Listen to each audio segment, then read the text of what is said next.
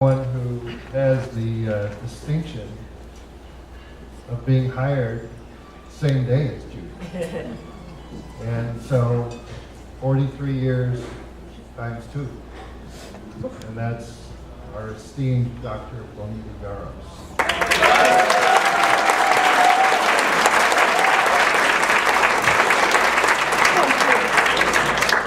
Judy, I think that the reason I was asked to speak today is that I probably, unless one of your siblings is here, have known you longer than anyone in this room. Yes. And when Linda Rose asked me what size plaque we should have for you, and we're going to give you a plaque now. What size plaque? Should it be 5 by 7 or 8 by 10? Well, pretty much those are the sizes. I said, well, 5 by 7 should be enough. 5 feet by 7 feet. Because there is no plaque size big enough to put all your accomplishments on. Here, here. That's And right. it's true. So we did our best on this plaque, but I would just like to say that Judy's career extends to places that you might not know about. The first place was the Career Education Center on Chestnut Street. Yes. It was a warehouse, in the true sense of the word. It had no ceilings and no doors. And I had the pleasure of teaching next door to Judy. And we became very close friends very quickly. This is 1976. Yeah, 1976. So we've known each other through other marriages.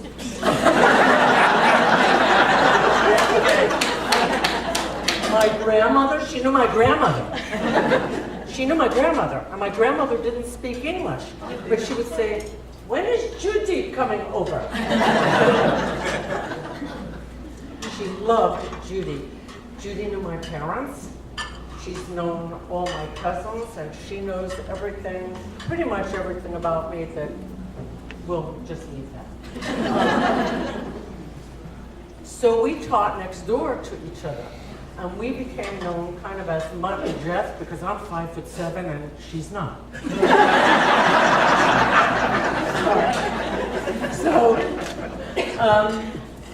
So Judy would be, this is ESL.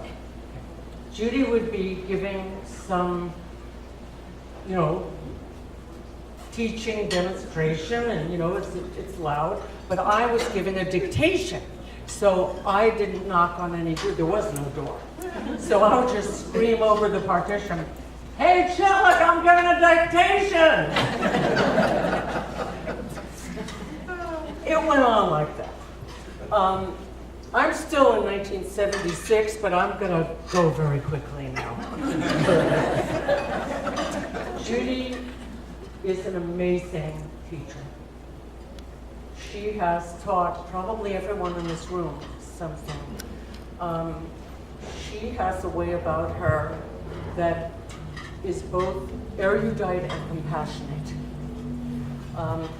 Because of Judy, we have principles and procedures in this district, including the catastrophic illness pay, including all kinds of things that we all benefit from that we don't even think about. And that goes from the classroom to the board. She is a visionary. And she started in the classroom because her love of linguistics and her love of teaching put her in the classroom. And she has taught at Cal State Fullerton until we got her here full-time, and she became tenured here. As you know, she was Academic Center President, I believe the first woman Academic Center President. after that, there were 5 of us in a row. She brought us in. Janice Perry is here. She's one of the ones that was brought in. Regina Stroud was one. I was one, and Gloria Guzman. And Margarita Albanez of blessed memory was one. So the 5 women, we were a thorn in everyone's side, but it started with Judy. And then she became union president. And as union president, she was really, as Raul said, concerned about the district. She was not my country, right or wrong. She was concerned about the district. If a faculty member was doing something wrong, she took them to task. She's principled, ethical, and compassionate. I love her like a sister. And I was thinking, what would I put on this 5 by 7 inch plaque? What could I possibly write on this thing? She's been a faculty member, an administrator, any talk choice with. And she has done stellar work in HR as Vice Chancellor of HR. And I thought, what will we put on a plaque that's inches big?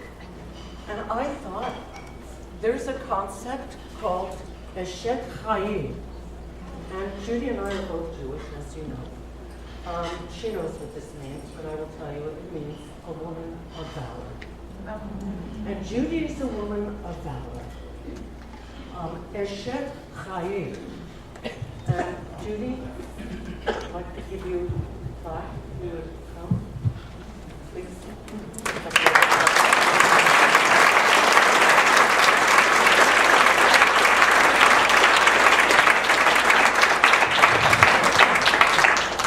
Judy Chitlik. Her name's Judy Ann, but we call her Judy.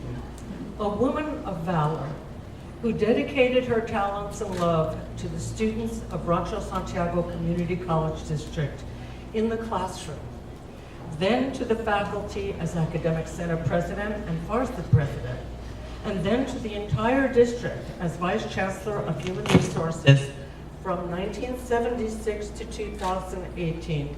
Her legacy and her presence will continue for all. Judy,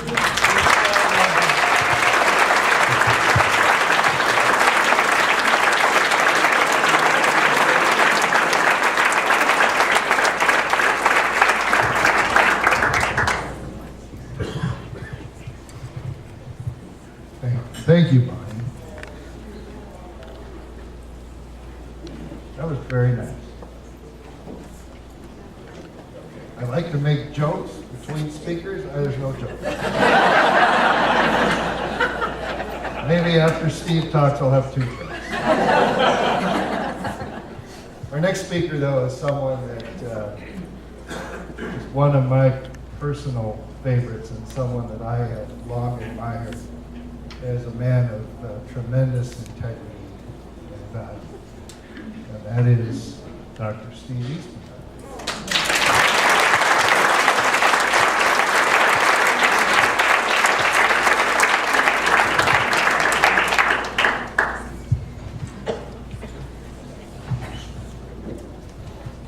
Just check over what's left in the program here.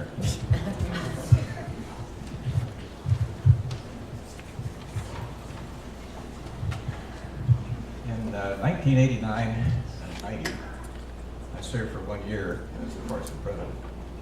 That was also Judy's first year, I think, on the FARSA board. Dates are wrong. It's been a while back. Steve, Pardon? we couldn't hear you. Hold it close like this.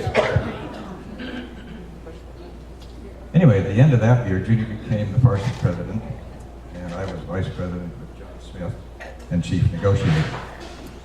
And I liked that arrangement much better.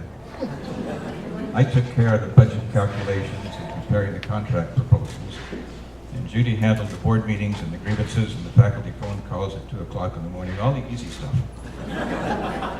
for the next 16 years. And with each year, Judy's workload increased. And we finally tried to spread the work around the Farset board, but the 2 a.m. phone calls continued. After about 10 years, I think it was, correct me on that one too, but Judy asked me to handle the Faculty Association's welcome at the back-to-school convocation. And I remember that Judy telling me as her workload got heavier, that she felt like she was getting shorter and shorter.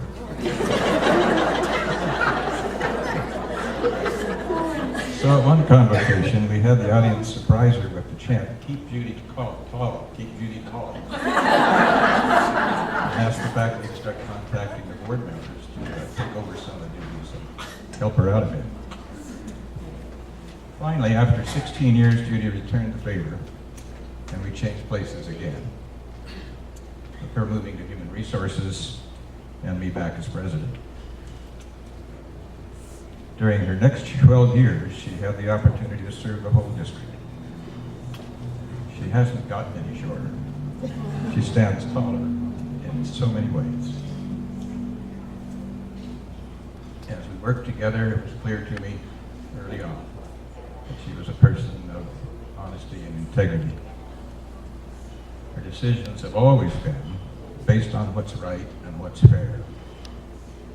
In working with individuals, working with the employee groups, we could count on that. We spent a lot of time together in negotiations. Over the years, the Farset team typically outnumbered the district team, sometimes 5-1, as John remembered. But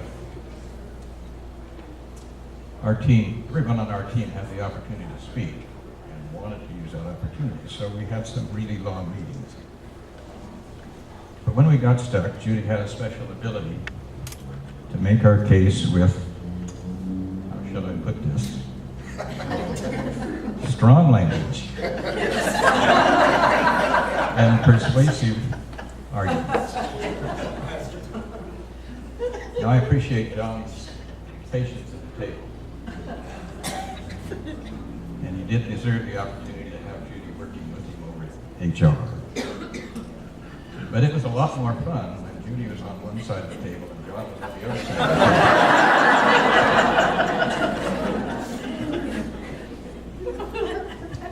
So there were times when we had important issues for the faculty to resolve and vote on. Lots of times, lots of things that we had to push to get across. Judy's ability to explain the details of these issues to the faculty without notes and her patience in answering each question that they asked was amazing. Yet after all those meetings, several of those meetings, Judy would come to me and say, "What did I say?" I don't know how she did it, but she always got it right. Now, visits to Human Resources over my last 12 years, I've been impressed by how friendly and helpful the staff are. It's a pleasure to be around them. And it's a tribute to Judy's example. She's a leader who cares and a wonderful friend. Judy, thank you for everything you've done for us. And Ken, thank you for keeping Judy sane and with a smile on her face. We got through it all. Thanks again.